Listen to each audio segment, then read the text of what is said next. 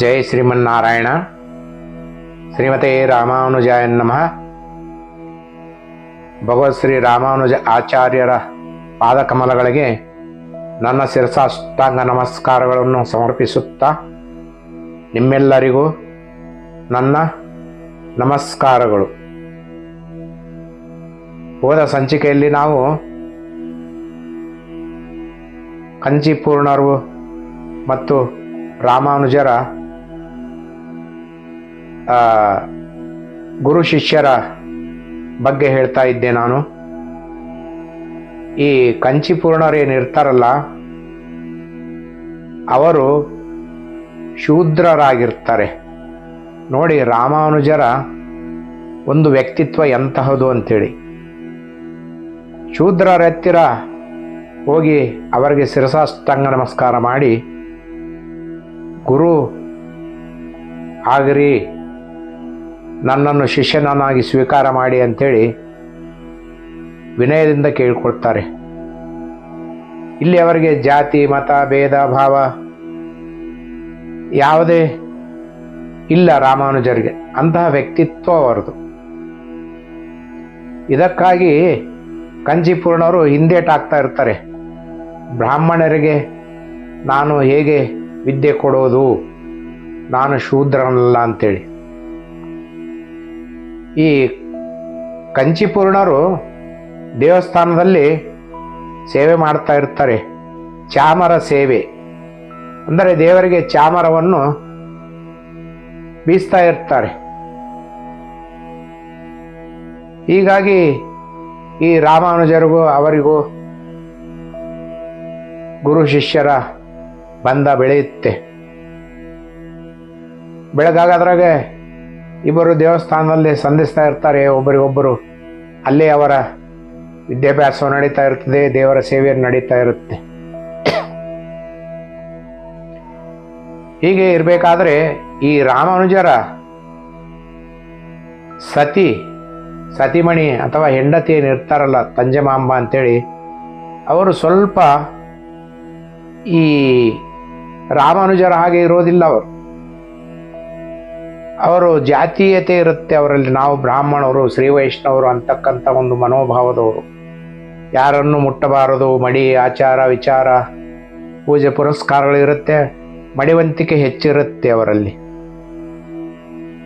ಹೀಗಾಗಿ ಕೆಲವೊಂದು ಸಲ ಈ ರಾಮಾನುಜರ ತಾಯಿಯವರಿಗೆ, ಕಾಂತಿಮತಿಯವರಿಗೂ ಮತ್ತು ಈ ತಂಜಮಾಮ ಸೊಸೆಯವರಿಗೂ ಕೆಲವೊಂದು ಸಲ ಹಾಗೆ ಹೀಗೆ ನಡೀತಾ ಇರುತ್ತೆ. ಚಿಕ್ಕ ಚಿಕ್ಕ ವಿಷಯಕ್ಕೆ ಕೋಪಗೊಳ್ತಾ ಇರ್ತಾಳೆ ತಂಜಮಾಂಬ. ಹೀಗೆ ಸುಧಾರಿಸ್ಕೊಂಡು ಹೋಗ್ತಾ ಇರ್ತಾರೆ. ಆದರೆ ಈ ಕಾಂತಿಮತಿ ಏನಂದರೆ ಭಾಳ ವರ್ಷದಿಂದ ಇಲ್ಲಿ ಬಂದು ಇರ್ತಾರೆ, ನಿಲ್ಲಿಸಿರ್ತಾರೆ. ಶ್ರೀ ಪೆರಂಬುದೂರಿನಲ್ಲಿ ಕೆಲಸ ಇರುತ್ತೆ ಅವರಿಗೆ. ಪಾಪ ಅಲ್ಲಿ ಹೊಲಗಳು ಇರ್ತವೆ, ನೋಡ್ಕೋಬೇಕು. ಅನಂತರ ಮನೆ ಇರುತ್ತೆ, ಬಿಟ್ಟು ಬಂದಿರ್ತಾರೆ. ಅವಾಗ ಹೋಗಿ ಅಲ್ಲಿ ಯಾರು ಇರೋದಿಲ್ಲ ಇವ್ರನ್ನ ಬಿಟ್ಟರೆ. ಹೀಗೆ ಒಬ್ರಿಗೆ ಬಿಟ್ಟು ಬಂದಿರ್ತಾರೆ ನೋಡ್ಕೊಳ್ಳಿಕ್ಕೆ. ಆದರೆ ಇವ್ರ ಮನಸ್ಸು ಎಳಿತಾ ಇರ್ತದೆ.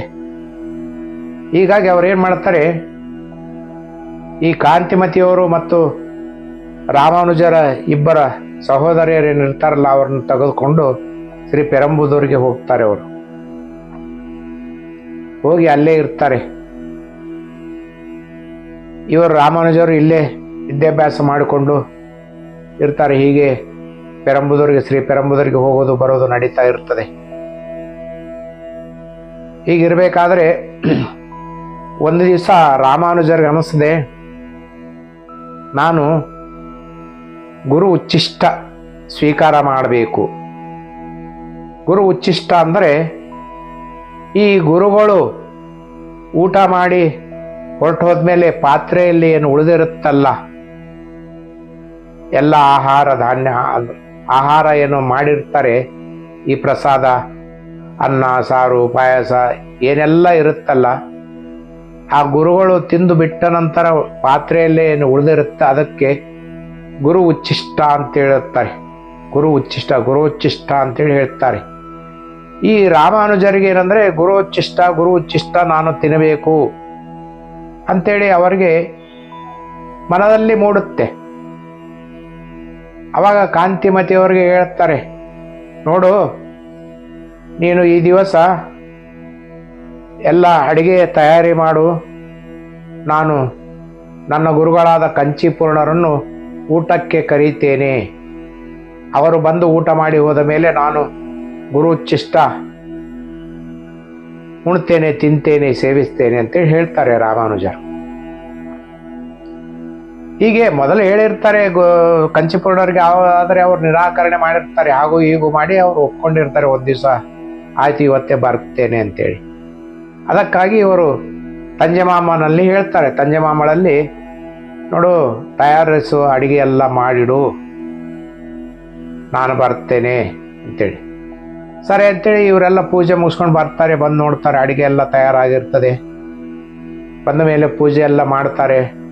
ಮಾಡಿ ಆ ದೇವರಿಗೆ ನೈವೇದ್ಯ ಸಮರ್ಪಣೆ ಮಾಡ್ತಾರೆ. ಮಾಡಿ ಕಾಯ್ತಾರೆ ಗುರುಗಳಿಗಾಗಿ ಕಂಚಿಪೂರ್ಣರಿಗೆ. ಯಾಕೆ ಎಷ್ಟೊತ್ತಾಯ್ತು, ಮಧ್ಯಾಹ್ನ ಮೀರಿ ಹೋಯ್ತು, ಇನ್ನೂ ಬರಲಿಲ್ಲಲ್ಲ ಗುರುಗಳಂತೇಳಿ. ಈ ಕಂಚಿಪೂರ್ಣರಿಗೆ ಏನಂದ್ರೆ ಮನಸ್ಸಿನಲ್ಲಿ ಒಂದು ರೀತಿ ಅವರಿಗೆ ಪಾಪ ಏನೋ ಸಂಕೋಚ. ನಾನು ಶೂದ್ರ, ಬ್ರಾಹ್ಮಣನಲ್ಲ, ಬ್ರಾಹ್ಮಣರ ಮನೆಗೆ ಹೇಗೆ ಹೋಗಿ ಊಟ ಮಾಡೋದು ಅಂತೇಳಿ. ಹೀಗಿರ್ಬೇಕಾದ್ರೆ ಗೊತ್ತಾಯ್ತಂತೇಳಿ ರಾಮಾನುಜರು ಏನು ಮಾಡ್ತಾರೆ, ಆ ಗುರುಗಳನ್ನು ಹುಡುಕೊಂಡು ಹೋಗ್ತಾರೆ. ಇವರು ಆ ವರದರಾಜ ಪೆರುಮಾಳ ದೇವಸ್ಥಾನಕ್ಕೆ ಹೋಗ್ತಾರೆ. ಇವರು ಅಲ್ಲಿಗೆ ಹೋಗ್ತಾರೆ. ಇವರೇನು ಮಾಡ್ತಾರೆ, ಇನ್ನೊಂದು ದಾರಿಯಿಂದ, ಇನ್ನೊಂದು ರಸ್ತೆಯಿಂದ ಈ ಕಂಚಿಪೂರ್ಣರು ಬರ್ತಾರೆ.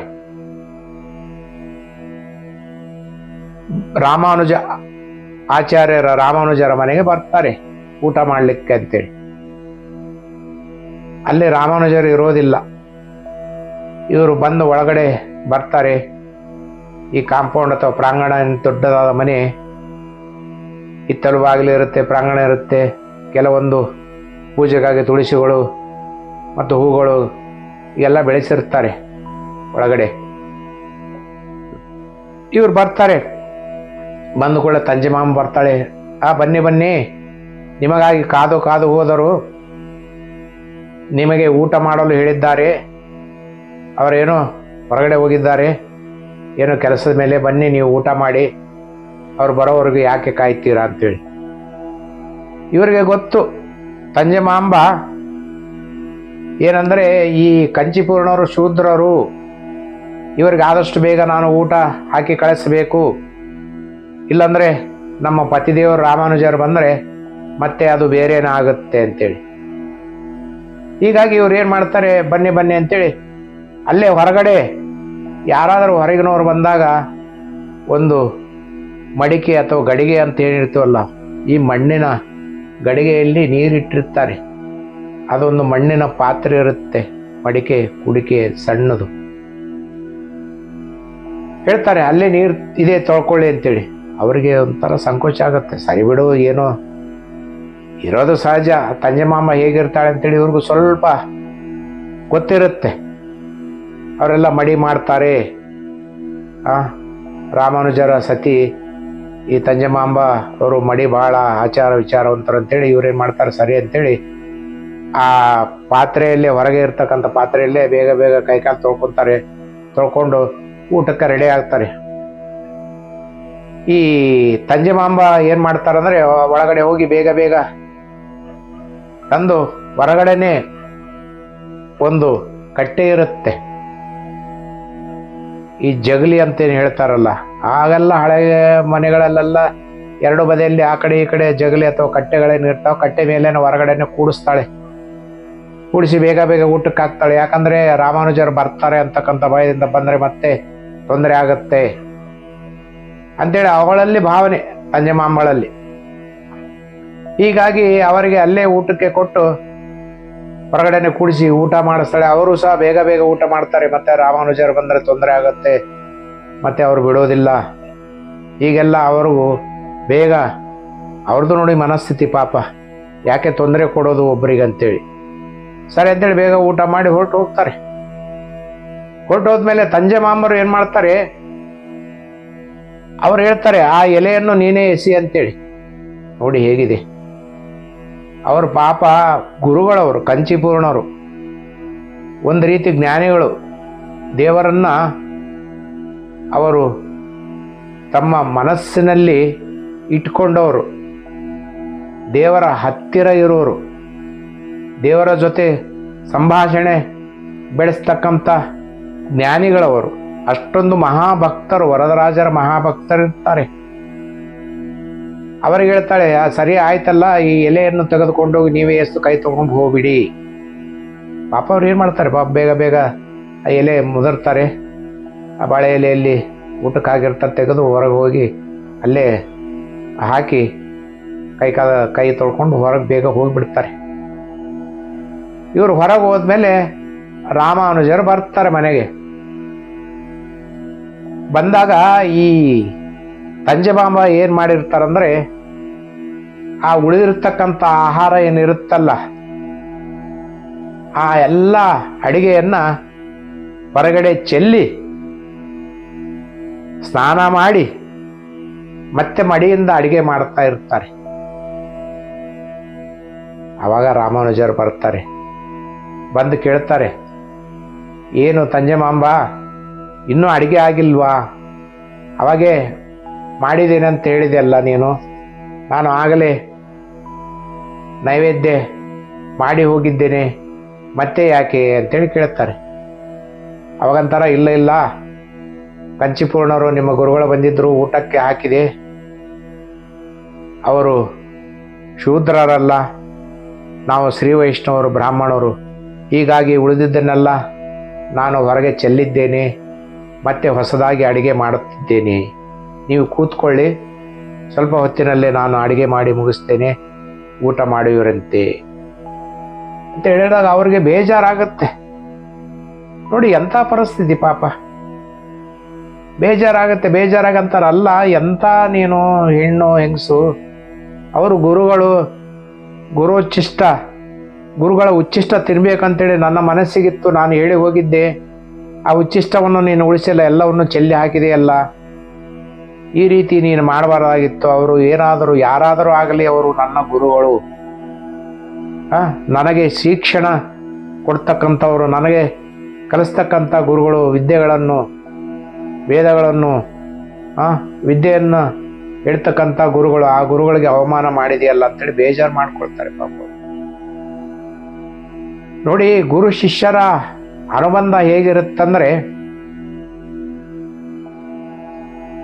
ಅವರ ಒಂದು ಪ್ರೀತಿ, ವಿಶ್ವಾಸ, ಗೌರವ, ಮನ್ನಣೆ ಕೊಡ್ತಕ್ಕಂಥದ್ದು ನಿಜ. ಅದೇ ರೀತಿ ಈ ಶ್ರೀ ವೈಷ್ಣವರಾದರೂ ಬ್ರಾಹ್ಮಣರಾದರೂ ಸಹ ಈ ರಾಮಾನುಜ ಆಚಾರ್ಯರು ಅವರಿಗೆ ತಮ್ಮ ಮನಸ್ಸಿನಲ್ಲಿ, ಹೃದಯದಲ್ಲಿ ಗುರುವಿನ ಸ್ಥಾನ ಕೊಟ್ಟು ಒಂದು ಮರ್ಯಾದೆಯಿಂದ ಅವರನ್ನು ನೋಡ್ಕೊಳ್ತಾ ಇರ್ತಾರೆ.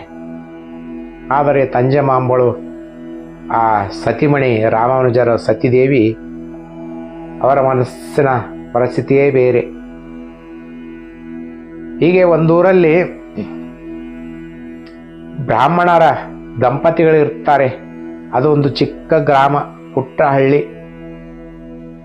ಆ ಬ್ರಾಹ್ಮಣ ದಂಪತಿಗಳಿಗೆ ಒಂದು ಮಗು ಹುಟ್ಟುತ್ತೆ, ಗಂಡು ಮಗು. ಆ ಗಂಡು ಮಗು ಹುಟ್ಟಿದ ಒಂದು 2 ವರ್ಷಗಳಲ್ಲಿ ತಂದೆ ತಾಯಿ ಯಾವುದೋ ಒಂದು ಇದರಲ್ಲಿ ಸಿಲುಕಿಕೊಂಡು ಮರಣ ಹೊಂತಾರೆ. ಆ ಊರಲ್ಲಿ, ಬೇರೆ ಊರಲ್ಲಿ ಒಂದು ಜಾತ್ರೆ ಇರುತ್ತೆ. ಆ ಜಾತ್ರೆಗೆ ಮಗುವನ್ನು ಕರೆದುಕೊಂಡು ಹೋಗಿರ್ತಾರೆ. ಹೋದಾಗ ಅಲ್ಲಿ ಹೊಳೆ, ನದಿ, ಆ ನದಿಯಲ್ಲಿ ಸ್ನಾನ ಮಾಡ್ತಾ ಇರಬೇಕಾದ್ರೆ ಈ ಮಗುವನ್ನು ಅಲ್ಲೇ ಕೂಡಿಸಿರ್ತಾರೆ. ಪಾಪ ಒಂದು 2 ವರ್ಷದ ಮಗು ಇದು. ಆ ದಂಡೆ ಮೇಲೆ ಕೂತ್ಕೊಂಡಿರ್ತಾರೆ, ಮೆಟ್ಲಲ್ಲಿ ಕೂತ್ಕೊಂಡು ಹಿಂಗೆ ನೀರಲ್ಲಿ ಆಡ್ತಾ ಇರುತ್ತೆ. ಆಡ್ತಾ ಇರಬೇಕಾದ್ರೆ ಮುಂದಕ್ಕೆ ಹೋಗ್ಬಿಡ್ತದೆ. ಮುಂದಕ್ಕೆ ಹೋಯ್ತು ಅಂತೇಳಿ ಆ ಮಗುವನ್ನ ಹಿಡಿಲಿಕ್ಕೆ ತಾಯಿ ಹೋಗ್ತಾಳೆ. ತಾಯಿ ಹೋಗಿ ಜಾರಿ ನೀರಲ್ಲಿ ಬಿದ್ದು ಬಿಡ್ತಾಳೆ. ಅವಾಗ ಏನ್ ಮಾಡ್ಬೇಕು? ಇವನ್ ತಂದೆ ಒಂದು ಕಡೆ ಇರ್ತಾನೆ, ಪಾಪ ನೋಡಿಬಿಟ್ಟು ಆ ಮಗುವನ್ನು ಎಳ್ಕೊಂಡು ಬರ್ತಾನೆ. ಆದರೆ ಅಷ್ಟೊತ್ತಿಗೆ ಆ ತಾಯಿ ಮುಳುಗಿ ತೇಲು ಇರ್ತಾಳೆ. ಆದರೆ ಇವನಿಗೆ ಈಜು ಬರ್ತಾ ಇರೋದಿಲ್ಲ, ಈ ಮಗುವಿನ ತಂದೆಗೆ. ಆದರೂ ಪ್ರಯತ್ನ ಮಾಡಿ ಗಾಬರಿ ಆಗಿ ಹೋಗಿ ಅವನು ಎಳಿಲಿಕ್ಕೆ ಹೋಗ್ತಾನೆ. ಆ ಸೆಳವು ಏನಾಗುತ್ತೆ, ಎಳ್ಕೊಂಡು ಹೋಗ್ಬಿಡುತ್ತೆ ಇವನನ್ನ. ಅವಳು ಗಟ್ಟಿಯಾಗಿ ಹಿಡ್ಕೊಂತಾಳೆ. ಇವನಿಗೆ ಈಜು ಗಾಬರಿ ಅಲ್ಲ, ಗಾಬರಿಯಿಂದ ಈಜು ಬೇರೆ ಬರ್ತಾ ಇರೋದಿಲ್ಲ. ಹೀಗಾಗಿ ಇಬ್ಬರು ಮುಳುಗಿ ಅಲ್ಲಿ ಪ್ರಾಣ ಕಳ್ಕೊಳ್ತಾರೆ. ಆ ಗಂಡ ಹೆಂಡತಿ ಮಗುವನ್ನು ಅನಾಥನನ್ನಾಗಿ ಮಾಡಿ ಹೋಗ್ತಾರೆ. ಹೀಗಾಗಿ ಆ ಮಗು ಅನಾಥ ಆಗಿರುತ್ತೆ. ಸುಮಾರು ಒಂದು 5 ವರ್ಷ ಅವನಿಗೆ ಅಲ್ಲೇ ಒಬ್ರು ಊರಲ್ಲೇ ಜನ ಎಲ್ಲ ಸಾಕ್ತಾ ಇರ್ತಾರೆ ಅವನ್ನ. ಒಬ್ಬರು ಒಳ್ಳೆಯ ಮನೆಯಲ್ಲಿ ಅವನಿಗೆ ಸಾಕೊಳ್ತಾ ಇರ್ತಾರೆ. ಆ ಊರಿನ ಪ್ರಮುಖರು, ಸಾಹುಕಾರರು, ಪಾಪ ಬಡವ ಅನಾಥ ಅಂತೇಳಿ. ಆದರೆ ಈ ಕೆಲವೊಂದು ಸಂಸ್ಕಾರಗಳು ಆಗಲೇಬೇಕಲ್ಲ, ಬ್ರಾಹ್ಮಣರು ಬೇರೆ. ಹೀಗಾಗಿ ಅವರೇನು ಮಾಡ್ತಾರೆ, ಸಾಹುಕಾರರು ಬ್ರಾಹ್ಮಣ ಅಲ್ಲ, ಅವರು ಬೇರೆ ಜನಾಂಗದವರು. ಅಲ್ಲಿ ಯಾವುದೇ ಬ್ರಾಹ್ಮಣರ ಮನೆ ಇರೋದಿಲ್ಲ, ಇವ್ರದ್ದು ಒಂದೇ ಒಂದು ಮನೆ ಇರುತ್ತೆ. ಹೀಗಾಗಿ ಸಾಹುಕಾರ ಏನು ಮಾಡ್ತಾರೆ, ಆ ಮಗುವನ್ನು ಕರೆದುಕೊಂಡು ಹೋಗಿ ಒಂದು ಗುರುಕುಲದಲ್ಲಿ ಸೇರಿಸ್ತಾರೆ.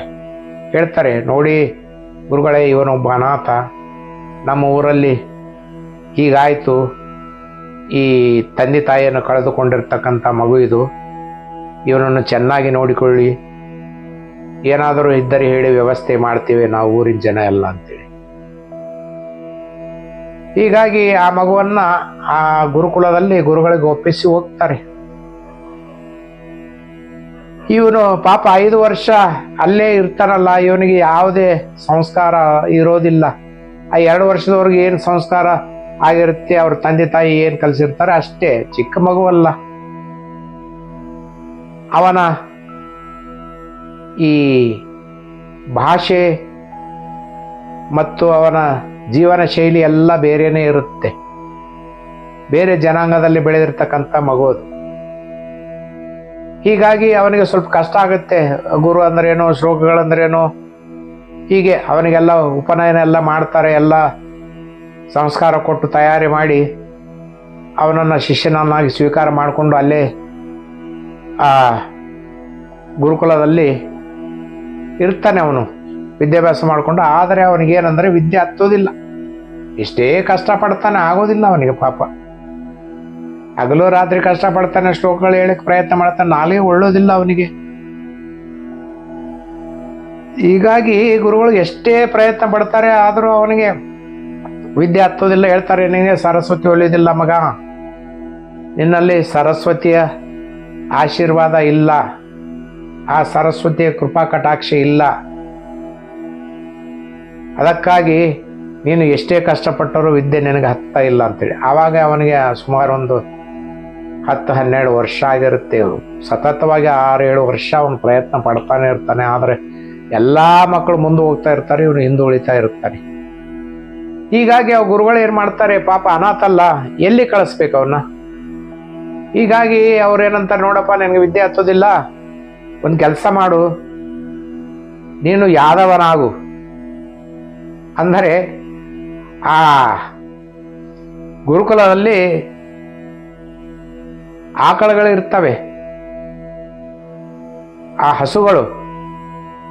ಹಸುಗಳನ್ನು ಕಾಯಿ, ಅದರ ಜೊತೆ ಹೋಗು. ಅವರು ಅಲ್ಲಿ ಒಂದು ಇಬ್ಬರು ಇರ್ತಾರೆ, ಅವ್ರ ಜೊತೆ ಕಳಿಸ್ತಾರೆ, ಹೋಗಪ್ಪ ನೀನು ಅವ್ರ ಜೊತೆ ಹೋಗು, ಹಸುಗಳನ್ನು ಕಾಯಿ, ಅವಕ್ಕೆ ಮೇವು ತಂದಾಕು, ಇಂಥದೆಲ್ಲ ಕಳಿಸ್ತಾರೆ. ಮತ್ತೆ ಏನ್ ಮಾಡ್ಬೇಕು, ಇವನ್ನ ಎಲ್ಲಿಗಂತ ಕಳಿಸ್ಬೇಕು. ಪಾಪ ಗುರುಗಳು ಪರವಾಗಿಲ್ಲ, ಎಷ್ಟೋ ಪ್ರಯತ್ನ ಮಾಡಿದ್ರೆ ಅವನು ವಿದ್ಯೆ ಹತ್ತೋದಿಲ್ಲಲ್ಲ. ಹೀಗಾಗಿ ಅವನು ದುಡಿಲಿಕ್ಕೆ ಹಚ್ತಾರೆ. ಅವನೇನ್ ಮಾಡ್ತಾನೆ, ದಿನನಿತ್ಯ ಬೆಳಗ್ಗೆ ಹೇಳ್ತಾನೆ, ಅವನಿಗೆ ಈ ಎಲ್ಲ ಪೂಜೆ ಪುನಸ್ಕಾರಗಳು, ವೇದ ಉಪನಿಷತ್ತುಗಳು ಎಲ್ಲ ಬಿಟ್ಟು ಬಿಡ್ತಾನೆ. ಅವನು ಆರಾಮಾಗಿ ನಿಶ್ಚಿಂತೆಯಾಗಿ ಹಸುಗಳನ್ನು ಕಾಯ್ಕೊಂಡು ಒಂದು ಕೊಳಲನ್ನು ಉತ್ತಾ ಶ್ರೀಕೃಷ್ಣ ಪರಮಾತ್ಮನ ಹಾಗೆ ಹಸುಗಳನ್ನು, ಗೋವುಗಳನ್ನು ಕಾಯ್ತಾ ಆ ಹಾಲು ಹಿಂಡೋದು, ಗೋವುಗಳ ಜೊತೆ ಒಡನಾಟ ಬೆಳೆಸ್ಕೊಂಡಿರ್ತಾನೆ, ಆ ಕೊಳಲು ಉತ್ತಾ ಇರ್ತಾನೆ. ಹೀಗೆ ನಡೀತಾ ಇರಬೇಕಾದ್ರೆ ಅಲ್ಲಿ ಒಂದು ವಿಶೇಷ ಸಂದರ್ಭ ಬರುತ್ತೆ ಗುರುಕುಲದಲ್ಲಿ. ಏನಂದ್ರೆ, ಈ ದೇವರುಗಳನ್ನ ಅಲ್ಲಿ ಒಂದು ನದಿ ಇರುತ್ತೆ, ನದಿ ಪಕ್ಕದಲ್ಲಿ ಗುರುಕುಲ ಸ್ವಲ್ಪ ದೂರದಲ್ಲಿ. ಆ ನದಿಯಲ್ಲಿ ಒಂದು ದಿವಸ ಶುಭ ಕಾರ್ಯ ನಡೀತಾ ಇರುತ್ತೆ. ಆ ಶುಭ ಸಂದರ್ಭದಲ್ಲಿ ಈ ದೇವರುಗಳನ್ನು ತೆಗೆದುಕೊಂಡು ಹೋಗಿ ನದಿಯಲ್ಲಿ ಸ್ನಾನ ಮಾಡಿಸ್ತಾರೆ ಅವರು. ಒಂದು ದೊಡ್ಡದಾದ ಮೂರ್ತಿ ಇರುತ್ತೆ, ಶ್ರೀಮನ್ನಾರಾಯಣನ ಮೂರ್ತಿ, ಲಕ್ಷ್ಮೀ ಮೂರ್ತಿ, ಹೀಗೆಲ್ಲ ಇರುತ್ತೆ. ಆ ಹರಿಯೋ ನದಿಯಲ್ಲಿ ಈ ಗಂಗಾ ಸ್ನಾನ ಮಾಡಿಸ್ಬೇಕು ದೇವರುಗಳಿಗೆ ಅಂಥೇಳಿ ಈ ದೇವರುಗಳನ್ನು ತೆಗೆದುಕೊಂಡು ಗುರುಗಳು ಹೋಗ್ತಾರೆ. ಹೋಗಿ ಮಡಿಯಿಂದ ಅಲ್ಲಿ ಸ್ನಾನ ಮಾಡಿ ದೇವರ ಗಂಗಾ ಸ್ನಾನ ಅಭಿಷೇಕ ನಡೀತಾ ಇರುತ್ತೆ. ನಡೀತಾ ಇರಬೇಕಾದ್ರೆ ಇವನೇನು ಇರ್ತಾನಲ್ಲ, ಇವನು ಗೋ ಕಾಯ್ತಾ ಇರ್ತಾನೆ ಶಿಷ್ಯ, ಅಲ್ಲೇ ಹತ್ತಿರದಲ್ಲೇ ಗೋಗಳನ್ನು ಮೇಯಿಸ್ತಾ ಇರ್ತಾನೆ. ಆ ನದಿಯ ದಡೆಯಲ್ಲಿ, ದಂಡದಲ್ಲಿ, ನದಿ ದಂಡೆಯಲ್ಲಿ. ಯಾಕಂದ್ರೆ ಹುಲ್ಲು ಇರುತ್ತೆ, ನೀರಿರುತ್ತೆ, ಕೆಲವೊಂದು ಗಿಡ ಮರಗಳಿರ್ತವೆ. ಗಿಡ ಹತ್ತೋದು, ಕೂಡೋದು, ಕೊಳಲೂದೋದು, ಅವನು ಆ ಗುರುಕುಲದಿಂದ ತಂದಿರತಕ್ಕಂಥ ಬುತ್ತಿ ಆಹಾರವನ್ನು ಸೇವಿಸೋದು, ಆ ನೀರಲ್ಲಿ ಮುಳುಗೋದು, ಈಜಾಡೋದು. ಅವನು ಒಂಥರ ಅವನಿಗೆ ಆಯ್ತು, ಈ ಲೋಕ ಬಿಟ್ಟು ಬೇರೆ ಲೋಕ ಸೇರ್ಕೊಂಡಿರ್ತಾನೆ ಅವನು. ಹೀಗೆ ಅವನು ಅದರಲ್ಲೇ ಸಂತೋಷ ಪಡ್ತಾ ಇರ್ತಾನೆ, ಎಂಜಾಯ್ ಮಾಡ್ತಾ ಇರ್ತಾನೆ. ಹೀಗೆ ಅವನು ಅಲ್ಲಿ ದಡದಲ್ಲೇ ಇರ್ತಾನೆ. ಈಗಿರ್ಬೇಕಾದ್ರೆ ಏನಾಗ್ತದೆ, ಆ ಇವರೇನು ತಂದಿರ್ತಾರಲ್ಲ ದೇವರುಗಳನ್ನ, ಆ ದೇವರುಗಳು ಆ ಅಭಿಷೇಕ ಮಾಡ್ತಾ ಇರಬೇಕಾದ್ರೆ ಆ ಗುರುಗಳ ಕಾಲ ಜಾರಿ ಆ ಕೈಯಲ್ಲಿರ್ತಕ್ಕಂಥ ದೇವರು ನದಿಗೆ ಹೋಗಿಬಿಡುತ್ತೆ. ನದಿಗೆ ಹೋಗುತ್ತೆ. ಹೋದಾಗ ಎಷ್ಟೋ ಪ್ರಯತ್ನ ಮಾಡ್ತಾರೆ, ಆದರೂ ಅವ್ರಿಗೆ ಸಿಗೋದಿಲ್ಲ. ಗಾಬರಿ ಆಗಿಬಿಡ್ತಾರೆ. ಗಾಬರಿಯಾಗಿ ಅವರು ಪಾಪ ತೇಲು ಮುಳುಗು ಏನು ಮಾಡಬೇಕು, ಆ ದೇವರು ಹೋಗ್ಬಿಟ್ಟ, ಶ್ರೀಮನ್ ನಾರಾಯಣ ನದಿಯಲ್ಲಿ ಹೋಗ್ಬಿಟ್ಟ ಅಂತೇಳಿ ಹುಡುಕ್ತಾರೆ, ಸಿಗೋದಿಲ್ಲ. ಅದರಲ್ಲಿ ಅರ್ಧ ಗಾಬರಿ ಬೇರೆ ಆಗಿರುತ್ತೆ. ಹೀಗಾಗಿ ಅವ್ರಿಗೆ ಹೆಚ್ಚು ಮುಳುಗ್ಲಿಕ್ಕೆ ಆಗ್ತಿರೋದಿಲ್ಲ, ಆಯಾಸ ಆಗ್ತಾ ಇರುತ್ತೆ. ಗಾಬರಿಯಾಗಿ ನೀರು ಕುಡಿತಾ ಇರ್ತಾರೆ. ಏನು ಮಾಡೋದು ಅಂತೇಳಿ ಎಲ್ಲ ಶಿಷ್ಯಂದ್ರು ಗಾಬರಿ ಆಗ್ತಾರೆ. ಇಲ್ಲ ಗುರುಗಳೇ, ನಾವು ಹೋಗ್ಲಿಕ್ಕೆ ಆಗೋದಿಲ್ಲ, ನೀರು ಬಹಳ ರಭಸವಾಗಿ ಹರಿತಾ ಇದೆ, ನಾವೇನಾದರೂ ನೀರಲ್ಲಿ ಇಳಿದ್ರೆ ನಮ್ಮ ಪ್ರಾಣ ಹೋಗುತ್ತೆ ಅಂತೇಳಿ ಯಾರೂ ಇಳಿಯೋದಿಲ್ಲ. ಏನು ಮಾಡೋದು ಅಂತೇಳಿ ಚಿಂತೆಯಿಂದ ಅವರು ಚಿಂತಾಮಗ್ನರಾಗಿ ಅಲ್ಲಿ ಇರಬೇಕಾದ್ರೆ ಈ ಶಿಷ್ಯ ಏನಿರ್ತಾನಲ್ಲ, ಈ ಹಸುಗಳನ್ನು ಕಾಯ್ತಾ, ಗೋಗಳನ್ನು ಕಾಯ್ತಾ ಇರ್ತಾನಲ್ಲ, ಅವನು ನೋಡ್ತಾನೆ. ನೋಡ್ಬಿಟ್ಟು ಯೋಚನೆ ಮಾಡೋದಿಲ್ಲ. ಬಂದದ್ದೇ ಆಯ್ತು, ಸುರಂಗ ಏನು ಹೇಳ್ತೀವಲ್ಲ, ನೀರಲ್ಲಿ ಜಿಗಿದು ಬಿಡ್ತಾನೆ. ಜಿಗಿದ್ಬಿಟ್ಟು ಹುಡುಕಾಡಿ ಕೊನೆಗೂ ಅವನಿಗೆ ನಿತ್ಯ ಅಭ್ಯಾಸ ಅದು.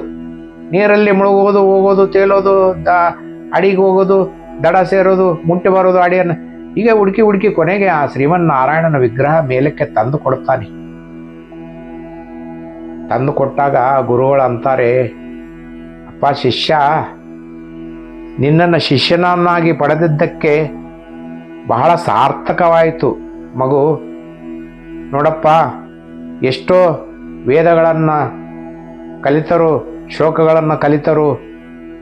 ನಾನು ಎಂಥ ದೊಡ್ಡ ಗುರು, ನನ್ನ ಕೈಲಿಂದಲೂ ಆ ಶ್ರೀಮನ್ನಾರಾಯಣನ ಕಾಪಾಡಲಿಕ್ಕಾಗಲಿಲ್ಲ, ನೀನು ಕಾಪಾಡಿ ತಂದೆ ಅಂಥೇಳಿ ಹೇಳಿ ಇವರು ಏನು ಆ ದೇವರನ್ನ ತಂದು ಒಪ್ಪಿಸ್ತಾರೆ ಗುರುಗಳಿಗೆ. ಇವನು ಹುಡುಗ ಶಿಷ್ಯ, ಹಸು ಕಾಯೋನು, ಗೋ ಕಾಯೋನು ತಂದು ಒಪ್ಪಿಸಿದಾಗ ಸಂತೋಷಗೊಂಡು ಅಲ್ಲಿ ಪೂಜೆ ಪ್ರಾರಂಭ ಮಾಡ್ತಾ ಇರ್ತಾರೆ. ಆವಾಗ ಶ್ರೀಮನ್ನಾರಾಯಣ ಪ್ರಕಟ ಆಗ್ತಾರೆ. ಅಲ್ಲಿ ನೋಡಿ ಎಂಥ ಒಂದು ಇದು ಸನ್ನಿವೇಶ. ಪ್ರಕಟ ಆಗಿ ಆ ಮಗುವಿಗೆ ಆಶೀರ್ವಾದ ಮಾಡ್ತಾರೆ ಶ್ರೀಮನ್ನಾರಾಯಣ. ಮಾಡಿ, ಮಗು, ನಿನ್ನ ಭಕ್ತಿಗೆ ನಾನು ಮೆಚ್ಚಿದ್ದೇನೆ. ನಿನ್ನ ಪ್ರಾಣವನ್ನು ಲೆಕ್ಕಿಸದೆ ಇಂಥ ರಭಸವಾದ ಹರಿತಕ್ಕಂಥ ನೀರಲ್ಲಿ ನನ್ನನ್ನು ಕಾಪಾಡಿದೆ. ಇದು ನಾನು ಮಾಡಿದ ಲೀಲೆ. ನಿನಗಾಗಿಯೇ ನಾನು ಇದನ್ನು ಮಾಡಿದ್ದೇನೆ. ನೀನು ಇದರಲ್ಲಿ ಯಶಸ್ಸುಗೊಂಡಿದ್ದೀಯ. ನೀನು ನನ್ನನ್ನು ನೀರಿನಿಂದ ರಕ್ಷಿಸಿ ಹೊರಗೆ ತಂದೆ ನನ್ನ ಮೂರ್ತಿಯನ್ನು. ಅದಕ್ಕಾಗಿ ನಿನಗೆ ವರ ಕೊಡುತ್ತಿದ್ದೇನೆ. ಇನ್ನು ಮೇಲೆ ನಿನ್ನ ನಾಲಿಗೆಯಲ್ಲಿ ಸರಸ್ವತಿ ಕುಣಿಯುತ್ತಾಳೆ. ನೀನು ಒಬ್ಬ ಜ್ಞಾನಿ ಆಗ್ತೀಯ, ವಿದ್ಯಾವಂತನಾಗ್ತೀಯ ಅಂಥೇಳಿ ಆಶೀರ್ವಾದ ಮಾಡಿ ಅಲ್ಲಿಂದ ಮಾಯಾಗಿ ಹೋಗ್ತಾರೆ. ಆದರೆ ಒಂದು ವಿಶೇಷ ಅಂದರೆ, ಆ ಶ್ರೀಮನ್ನಾರಾಯಣನ ಪ್ರಕಟ ಆಗಿರ್ತಾರಲ್ಲ, ಆ ನಾರಾಯಣರು ಯಾರಿಗೂ ಕಾಣ್ತಾ ಇರೋದಿಲ್ಲ. ಕೇವಲ ಈ ಮಗುವಿಗೆ, ಈ ಗೋವುಗಳನ್ನೇನು ಕಾಯ್ತಾ ಇರ್ತಾನಲ್ಲ ಅವನಿಗೆ ಮಾತ್ರ ಕಾಣ್ತಾ ಇರ್ತಾರೆ. ನೋಡಿ, ಶ್ರೀಮನ್ನಾರಾಯಣ ಆ ಶ್ರೀಕೃಷ್ಣ ಪರಮಾತ್ಮ ಗೋವುಗಳನ್ನು ಕಾಯ್ದಲ್ಲ, ಅದೇ ರೀತಿ ಇವನು ಕಾಯ್ದ ಭಾಳ ಮನಸ್ಸಿನಿಂದ ಹೂಗಳನ್ನು ಪ್ರೀತಿಸ್ತಾ ಇರ್ತಾನೆ ಪಾಪ. ಆ ಹೂಗಳನ್ನು ಪ್ರೀತಿಸೋದು, ಹತ್ತಿರದಿಂದ ಭಾಳ ಅವುಗಳಿಗೆ ಮೈ ನವರಿಸೋದು, ಆಹಾರ ಕೊಡೋದು, ಮೈ ತೊಳೆಯೋದು, ದಿನ ನದಿಯಲ್ಲಿ ಸ್ನಾನ ಮಾಡಿಸೋದು, ಪ್ರೀತಿಯಿಂದ ಅವುಗಳಿಗೆ ಮುತ್ತು ಕೊಡೋದು, ಮುದ್ದಾಡೋದು, ಹೀಗೆ ಭಾಳ ಆ ಗೋಗಳನ್ನು ಹತ್ತಿರದಿಂದ ಅವನು ಪ್ರೀತಿಸ್ತಾ ಇರ್ತಾನೆ. ಹೀಗಾಗಿ ನಾರಾಯಣರು ಏನಂದರೆ ಅವನ ಭಕ್ತಿಗೆ ಮೆಚ್ಚಿ ವರ ಕೊಡುತ್ತಾರೆ. ಆವಾಗ ಅವನು ಗುರುಕುಲಕ್ಕೆ ಬರ್ತಾನೆ. ಬಂದು ಹೀಗೆ ನಡೀತಾ ಇರುತ್ತೆ. ಆದ್ರೆ ಗುರುಗಳು ಗೊತ್ತಿರೋದಿಲ್ಲ ಇವನಿಗೆ ವರ ಸಿಕ್ಕಿರುತ್ತಲ್ಲ. ಅವಾಗ ಅವರು ವೇದಗಳನ್ನು ಹೇಳ್ತಾ ಇರ್ತಾರೆ. ವೇದ ಹೇಳ್ತಾ ಇರಬೇಕಾದ್ರೆ ಅಲ್ಲಿ ಇರ್ತಕ್ಕಂಥ ಒಬ್ಬ ವಿದ್ಯಾರ್ಥಿ ಏನು ಇರ್ತಾನಲ್ಲ, ಅವನು ತಪ್ಪಾಗಿ ಉಚ್ಚಾರಣೆ ಮಾಡ್ತಾ ಇರ್ತಾನೆ. ಅವಾಗ ಈ ಹುಡುಗ, ಈ ಮಗು ಏನು ಇರ್ತಾನಲ್ಲ, ಅಲ್ಲಿ ಬಂದು ಆ ಶ್ಲೋಕಗಳನ್ನು ಹೇಳ್ತಾ ನೋಡಿ. ಆ ವಿದ್ಯಾರ್ಥಿ ತಪ್ಪಾಗಿ ಉಚ್ಚಾರಣೆ ಮಾಡ್ತಾ ಇರ್ತಾನೆ, ಅವನು ಸರಿಯಾಗಿ ಹೇಳ್ತಾ ಇರೋದಿಲ್ಲ. ಅವಾಗ ಈ ಮಗು, ಈ ಗೋವುಗಳನ್ನು ಕಾಯ್ತಕ್ಕಂಥ ಮಗು ಏನಿರ್ತಾನೆ, ಆ ಮಗು ಬಂದು ಸರಿಯಾಗಿ ಉಚ್ಚಾರಣೆ ಮಾಡ್ತಾ ಇರ್ತಾನೆ, ಮಾಡಿ ಶ್ಲೋಕಗಳನ್ನು ಹೇಳ್ತಾನೆ. ಅವಾಗ ಗುರುಗಳಂತಾರೆ, ಏನೋ ಇದು ಹೀಗೆಲ್ಲ ಬಂತಲ್ಲ ನಿನಗೆ ಹೇಗೆ ಅಂತೇಳಿ ಅಂದಾಗ, ಅವಾಗ ಮಗು ಹೇಳ್ತದೆ, ಹೀಗೆ ಗುರುಗಳಿಗೆ ನನಗೆ ಆ ದೇವರು ಪ್ರಕಟ ಆದ, ಹೀಗೆ ನನಗೆ ವರ ಕೊಟ್ಟ, ನಿನ್ನ ನಾಲಿಗೆಯ ಮೇಲೆ ಸರಸ್ವತಿ ಕುಣಿತಾಳೆ ಅಂತೇಳಿ ಹೇಳಿ ಹೋದ ಅಂತೇಳಿ.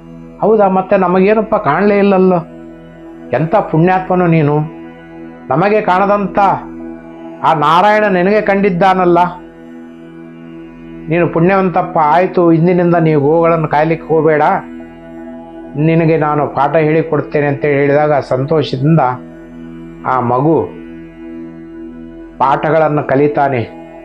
ಕಲಿತು ಆ ಮುನಿಯಾಗಿ, ವೇದ ಮುನಿಯಾಗಿ ಅವನು ಪರಿವರ್ತನೆಗೊಳ್ತಾನೆ. ಅವನಿಗೆ ಅಲ್ಲಿಗೆ ಹೆಸರು ವೇದ ಮುನಿ ಅಂತೇಳಿ ಆಗುತ್ತೆ ನೋಡಿ.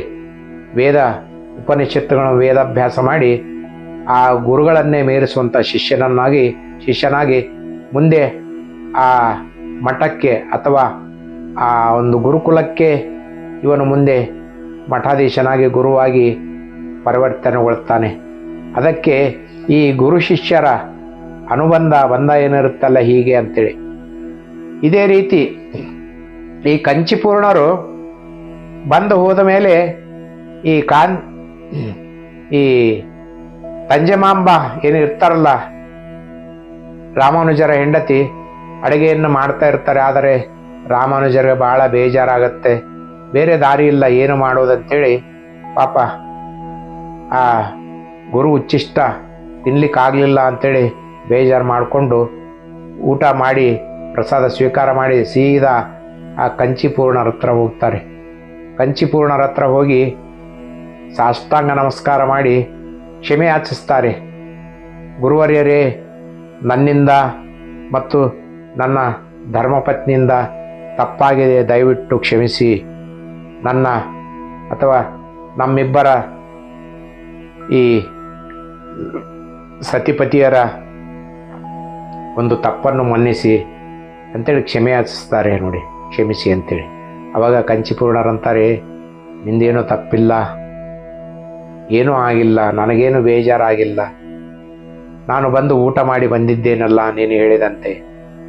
ಅವಾಗ ಅಂತಾರೆ ಅವರು, ಇಲ್ಲ ಗುರುಗಳೇ, ಗುರು ಉಚ್ಚಿಷ್ಟ ಬೇಕಾಗಿತ್ತು, ನನಗೆ ನಿಮ್ಮ ಉಚ್ಚಿಷ್ಟ ನಾನು ಸ್ವೀಕಾರ ಮಾಡಬೇಕಾಗಿತ್ತು, ಅದು ನನ್ನಿಂದ ನೆರವೇರಲಿಲ್ಲ ಅಂತೇಳಿ ಹೇಳ್ತಾರೆ. ಹೇಳಿದಾಗ ಗುರುಗಳಂತಾರೆ, ಪರವಾಗಿಲ್ಲ ರಾಮಾನುಜ, ನಿನ್ನ ಮನಸ್ಸು ದೊಡ್ಡದು, ಗುರು ಉಚ್ಚಿಷ್ಟ ನೀನು ಸ್ವೀಕಾರ ಮಾಡಲೇಬೇಕಂತೇನಿಲ್ಲ, ನಿನಗೆ ಆ ದೇವರು ವರದರಾಜ ಒಳ್ಳೆಯದನ್ನೇ ಮಾಡುತ್ತಾನೆ, ನೀನೇನು ಚಿಂತಿಸಬೇಡ ಅಂತೇಳಿ ಆ ಕಂಚಿಪೂರ್ಣರು ರಾಮಾನುಜರಿಗೆ ಹೇಳ್ತಾರೆ. ಹೀಗೆ ನಡೀತಾ ಇರಬೇಕಾದ್ರೆ ಇಲ್ಲಿಗೆ ಇವತ್ತಿನ ಈ ಸಂಚಿಕೆಯನ್ನು ಮುಗಿಸುವ ಸಮಯ. ನಾವು ಮುಂದಿನ ಸಂಚಿಕೆಗೆ ಮುಂದೆ ಹೋಗೋಣ. ಅಲ್ಲಿಯವರೆಗೂ ವಿರಾಮ. ಸರ್ವೇ ಜನೆ ಸುಖಿನೋ ಭವಂತು. ನಿಮ್ಮೆಲ್ಲರಿಗೂ ನನ್ನ ನಮಸ್ಕಾರಗಳು.